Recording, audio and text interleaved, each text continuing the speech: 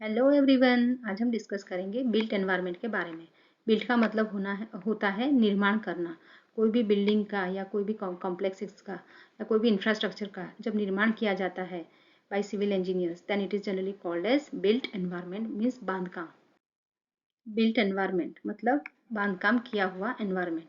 तो उसमें all man made structure features and facilities which is collectively viewed as an environment. हम उसे environment की तरह देखते हैं जहाँ पे लोग रहते हैं और डेली बेसिस पे हर रोज काम करते हैं और अपना ह्यूमन डिजायर एंड नीड जो भी है उसको फुलफिल करते हैं। तो जो भी ह्यूमन एक्टिविटी के लिए जो भी स्पेसेस कंस्ट्रक्ट किए जाते हैं and that is generally often used in terms of architecture, then landscape, urban planning and civil engineering. So examples की बात करें तो ऑल द बिल्डिंग्स कमर्शियल हो, रेजिडेंशियल हो, इंस्टीट्यूशनल हो, एजुकेशनल हो, all are generally called as buildings that are built environment क्योंकि बांधकाम करके बनाया गया है। All the cities that we have developed, then public infrastructure, road, railways, highways, then public park etcetera, open spaces जो landscape होता है, फार्म लैंड एक्सेट्रा जो ह्यूमन ने क्रिएट किया होता है। तो जो भी ह्यूमन ने थ्रू कंस्ट्रक्शन एक्टिविटी जो भी क्रिएट किया है that is generally called as built environment.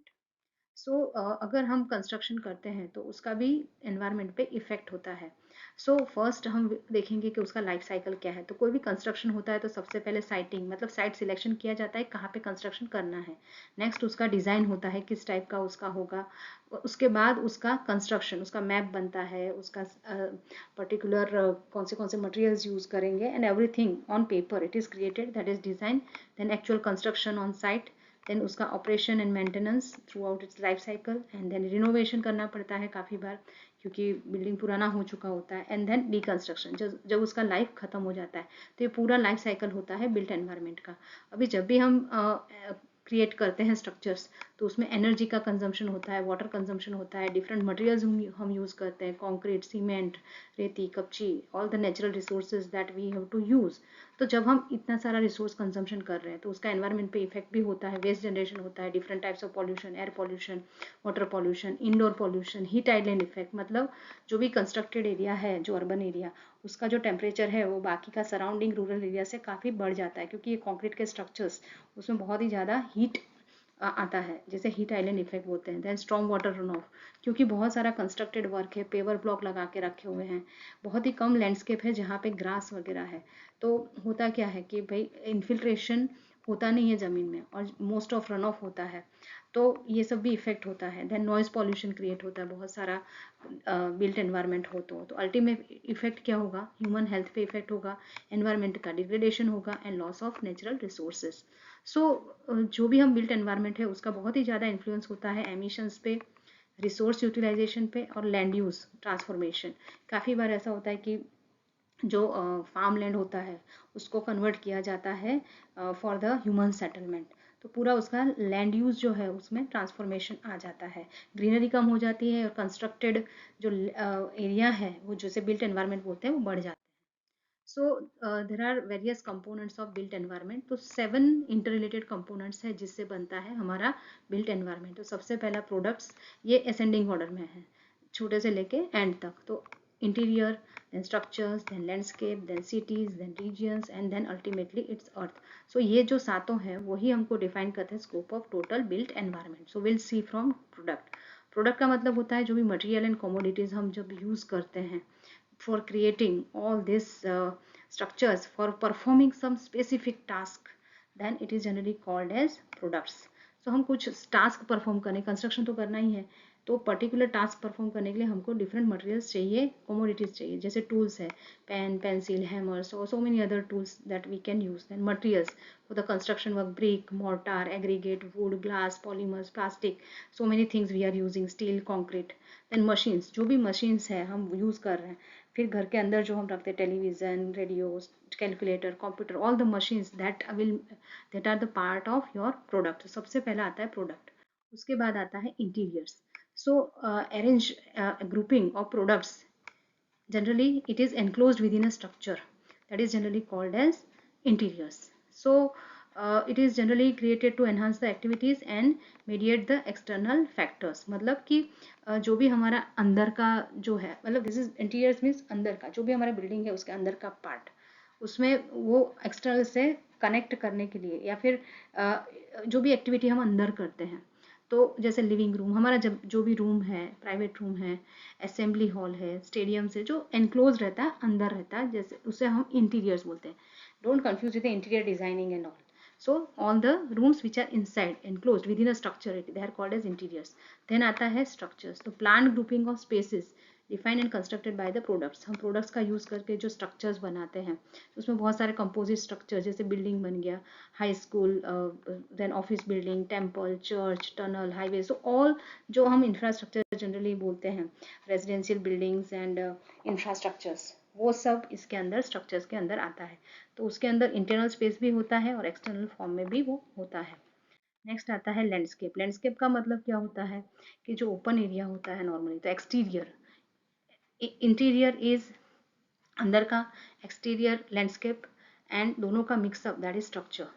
So exterior area और setting for planned groupings of space and structures is generally called as landscape. तो जैसे बाहर का courtyard, park, garden, farmland, country yard, then national park, etcetera. So this landscape generally combine both, natural भी हो सकता है और बिल्ट एनवायरनमेंट में भी हो सकता है. हम भी हमारे आर्टिफिशियली हमारे घर के बाहर जो भी कुछ पार्क वगैरह या फिर छोटा गार्डन डेवलप करते हैं, तो उसे लैंडस्केप माना जाएगा. और नेचुरल लैंडस्केप तो बहुत ही ज़्यादा अवेलेबल होता ही है. फिर आता है सिटीज़. अभी जब grouping of structures and landscape of varying size and complexity जब इकट्ठा हो जाते हैं, तो उसे बोला जाता है सिटीज़. तो उसमें it is it defines a community for economic, social, cultural and environmental reasons. इसकी वजह से हम cities डेवलप करते हैं. तो उसे sub division, neighbourhood, district, village, town and cities, मतलब गांव बन गया, कोई तालुका बन गया, कोई डिस्ट्रिक्ट बन गया, तो बहुत सारे जैसे स्ट्रक्चर्स और उसका लैंडस्केप का जो ग्रुपिंग होता है, तब वो सिटी बन जाता है.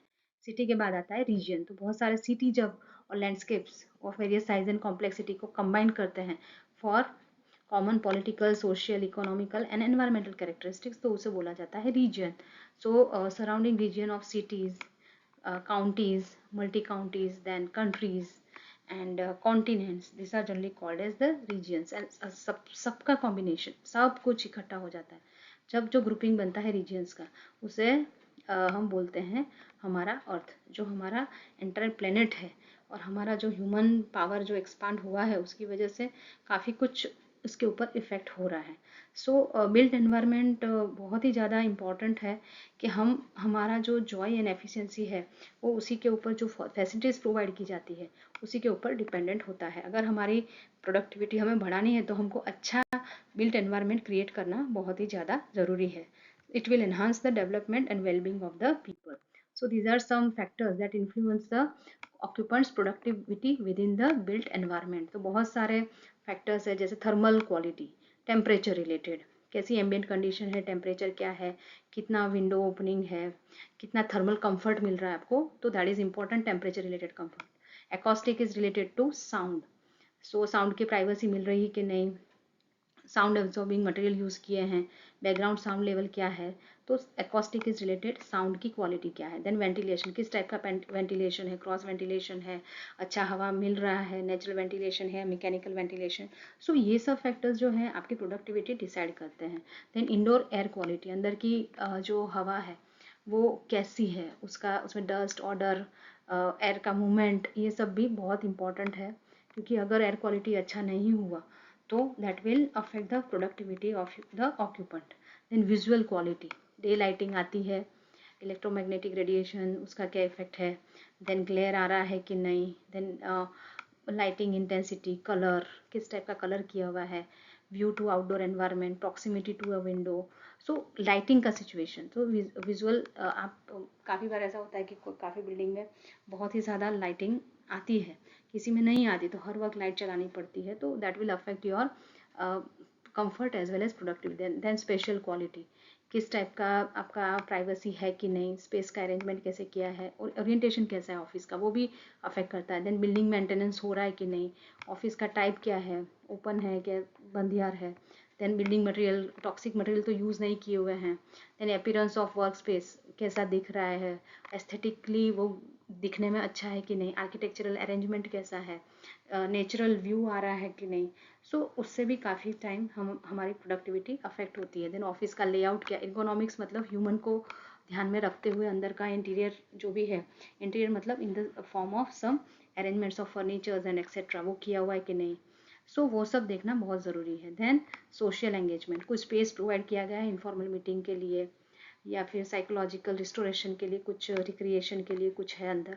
सो these are all the factors that if we can maintain properly in our built environment, that can increase the comfort as well as productivity of the occupants who are living in particular built environment.